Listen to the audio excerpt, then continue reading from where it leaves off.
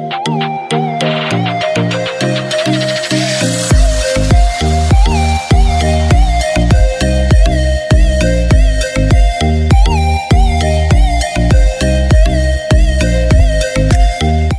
আমরা ইংরেজিতে স্মল টক করা শিখব। স্মল টক মানে কি ছোট কথা?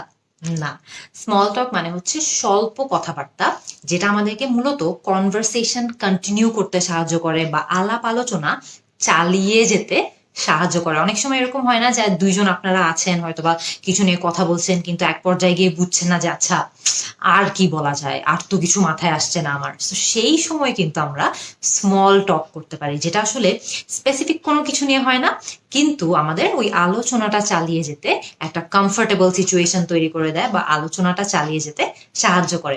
তো একদম প্রথমে আমরা শিখবো যে কিভাবে আমরা কারো কাজ সম্পর্কে বা ওয়ার্ক সম্পর্কেও স্মল টক করতে পারি। সো বেশি দেরি না করে একটা ইজি বাক্য দিয়ে চিন্তা করি, যখন আপনি কাজ সম্পর্কে বা ওয়ার্ক সম্পর্কে স্মল টক করার চেষ্টা করছেন, কি বলতে পারেন? আপনি হয়তো বা বলতে পারেন what work do you do, মানে আপনি কি কাজ করেন। মনে করেন আপনার ওই পাশে আরেকজন স্পিকার আছে, আপনি তাকে জিজ্ঞেস করছেন what work do you do, মানে আপনি কি কাজ করেন। সে কি জবাব দিতে পারে? বা আপনাকে যদি কেউ জিজ্ঞেস করে যে আপনি কি কাজ করেন, তখন আপনি কি জবাব দিতে পারেন?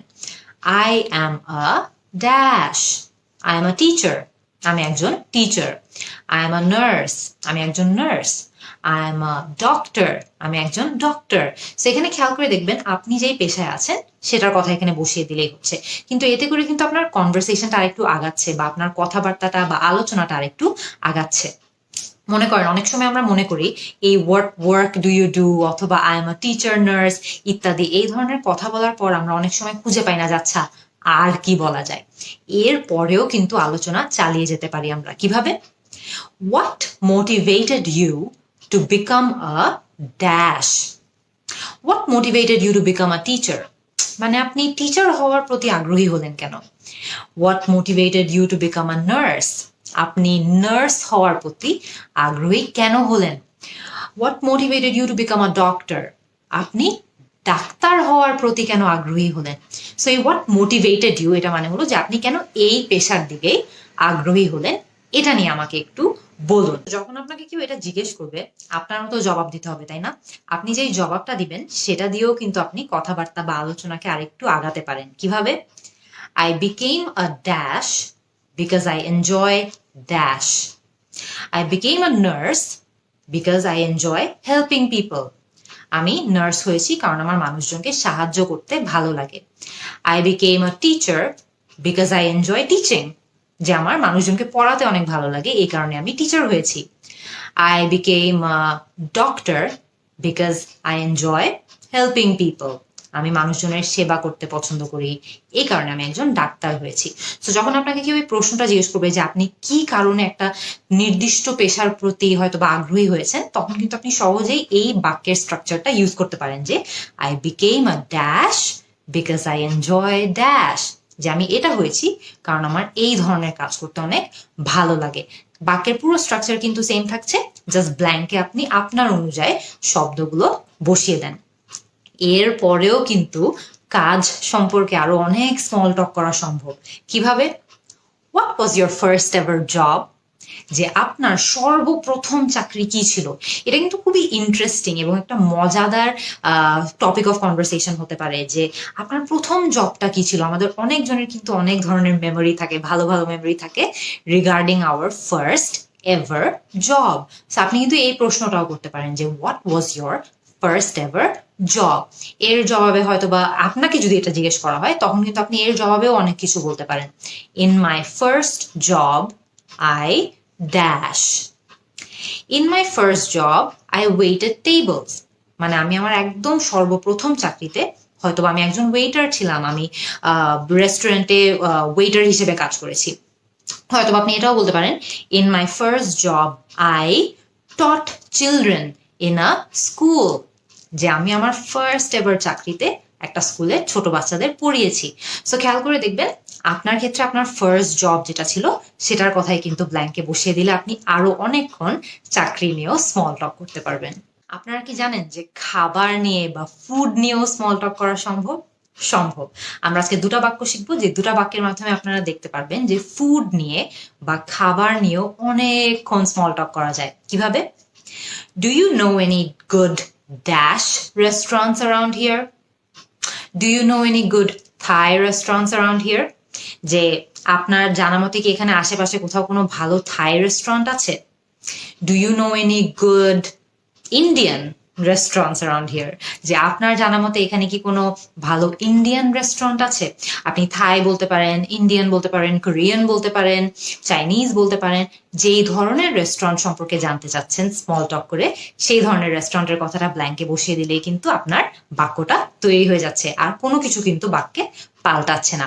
আরো অনেক স্মল টক করা সম্ভব। আরেকটা বাক্য শিখি আমরা। I am cooking dash for dinner tonight. What about you? I'm cooking soup for dinner tonight. আমি আজকে রাতে ডিনারের জন্য বা রাতের খাবারের জন্য স্যুপ রান্না করছি। What about you? তুমি কি রান্না করছো? I'm cooking fried rice for dinner tonight. What about you? যে আমি আজকে রাতে ডিনারের জন্য বা রাতের খাবারের জন্য ফ্রাইড রাইস তৈরি করছি। তুমি কি করছো? What about you? সো খেয়াল করে দেখবেন, আমরা কিন্তু মনে করি যে ফুড নিয়ে বা খাবার নিয়ে বেশি স্মল টক করা সম্ভব না, কিন্তু আমরা একটা বাক্যের মাধ্যমে দেখলাম যে কিভাবে আমরা বিভিন্ন রেস্টুরেন্ট সম্পর্কেও স্মল টক করতে পারি। আরেকটা বাক্যের মাধ্যমে দেখলাম যে এরপরে যদি আমাদের মাথায় কিছু না আসে বলার, আমরা কিন্তু ইজিলি এভাবেও কনভারসেশন চালিয়ে যেতে পারি যে আমি আজকে রাতে এটা রান্না করছি, তুমি কি রান্না করছো? এটাকেও কিন্তু স্মল টকই বলা হবে, কারণ আমরা ফুড সম্পর্কে বা খাবার সম্পর্কে স্মল টক করছি। আপনারা কি জানেন যে আবহাওয়া বা ওয়েদার নিয়েও স্মল টক করা সম্ভব? সম্ভব। আমরা আজকে দুটা খুবই ইজি বাক্য শিখবো, যে বাক্যগুলোর মাধ্যমে আমরা দেখতে পারবো যে আমরা ওয়েদার নিয়ে বা আবহাওয়া নিয়েও খুবই সহজে স্মল টক করতে পারি। প্রথম বাক্য, it's a dash day today, isn't it? It's a beautiful day today, isn't ইট? আজকে দিনটা খুব সুন্দর, তাই না? It's a sunny day today, isn't ইট? আজকে খুবই সূর্যতুল্য সুন্দর একটা সানি ডে, তাই না? It's a nice day today, isn't ইট? খুবই সিম্পল, নাইস। এর মানে হলো যে আজকের দিনটা খুবই সুন্দর, তাই না? সো ওয়েদার নিয়েও কিন্তু আমরা স্মল টক করে ফেললাম। এরপরে আমরা চাইলে আরেকটু ওয়েদার নিয়ে কথাবার্তা বলতে পারি। সেটা কি? Can you believe all the dash we've been having lately? Can you believe all the rain we've been having lately? তোমার কি বিশ্বাস হচ্ছে বা আপনার কি বিশ্বাস হচ্ছে যে আমাদের এত বৃষ্টি কেমনে হচ্ছে এতদিন ধরে? Can you believe all the heat waves we've been having lately? এর মানে হলো আপনার কি বিশ্বাস হচ্ছে যে আমাদের এখানে এত বেশি হিট ওয়েভ, এখানে এত গরম? Can you believe all the storms we've been having lately? যে আপনার কি বিশ্বাস হচ্ছে আমাদের এখানে এত তুফান হচ্ছে কেন এতদিন ধরে? সো খেয়াল করে দেখেন, যখন আপনাদের কিছুই বলার থাকবে না, তখন কিন্তু আপনারা ইজিলি ওয়েদার নিয়েও স্মল টক করতে পারবেন। প্রথম বাক্যের মাধ্যমে আমরা দেখলাম যে কিভাবে আমরা সহজেই বলতে পারি it's a beautiful day today, isn't it? It's a sunny day today, isn't it? It's a nice day today, isn't it? Small talk কিন্তু হয়ে গেল। এরপর আমরা আরেকটা বাক্যের মাধ্যমে শিখলাম আমরা কিভাবে বলতে পারি can you believe all the rain we've been having lately? Can you believe all the heat waves we've been having lately? Can you believe all the storms we've been having lately? খুবই সহজে কিন্তু আমরা weather নিয়েও small টক করতে পারবো। সাধারণ কিছু জীবন related কথা বা লাইফ রিলেটেড কথা নিয়েও কিন্তু আমরা স্মল টক করতে পারি। কিভাবে? Did you hear about the dash? Did you hear about the accident last night? যে গতকালকে রাতে যে অ্যাক্সিডেন্টটি হয়েছিল, এটা সম্পর্কে কি আপনি শুনেছেন? অথবা Did you hear about the event in the school? যে স্কুলে যে অনুষ্ঠানটা হচ্ছে সেটা সম্পর্কে কি আপনি শুনেছেন? আরো অনেক স্মল টক করা সম্ভব, যেমন do you have any plans for the dash? Do you have any plans for the weekend? যে উইকেন্ড আসছে, এই উইকেন্ডের জন্য কি আপনার কোনো প্ল্যানস আছে? Do you have any plans for the holidays? Do you have any plans for the vacation? Do you have any plans for the break? সবগুলোরই অর্থ হলো এই যে ছুটি আসছে কয়েকদিন পরে, এটা নিয়ে কি আপনার কোনো প্ল্যানস আছে? আরো একটা বাক্য আছে, what do you like to do in your dash time? What do you like to do in your free time? যে আপনার যে ফ্রি টাইমটা আছে, অবসর সময়টা আছে, এই সময়টাতে আপনি কি করতে পছন্দ করেন? What do you like to do in your leisure time? যে আপনার যে ফ্রি টাইমটা আছে, এই টাইমটাতে আপনি কি করতে পছন্দ করেন? What do you like to do in your spare time? এটারও অর্থ কিন্তু সেম। সবগুলোরই অর্থ মোটামুটি এটাই যে আপনি আপনার অবসর সময়ে কি করতে পছন্দ করেন। সো খেয়াল করে দেখবেন এই ধরনের সাধারণ কিছু বাক্যের মাধ্যমেও কিন্তু আপনি খুবই সহজে স্মল টক করতে পারেন। লাস্ট যেই টপিকটা নিয়ে আমরা স্মল টক করতে পারি, ট্রাভেল বা ভ্রমণ করা নিয়ে। খুবই সহজে কয়েকটা বাক্যের মাধ্যমে কিন্তু আপনি চাইলে ভ্রমণ করা নিয়ে বা ট্রাভেলিং নিয়েও স্মল টক করতে পারেন। কি কি হতে পারে? Are you planning any trips over dash holidays? Are you planning any trips over Eid holidays?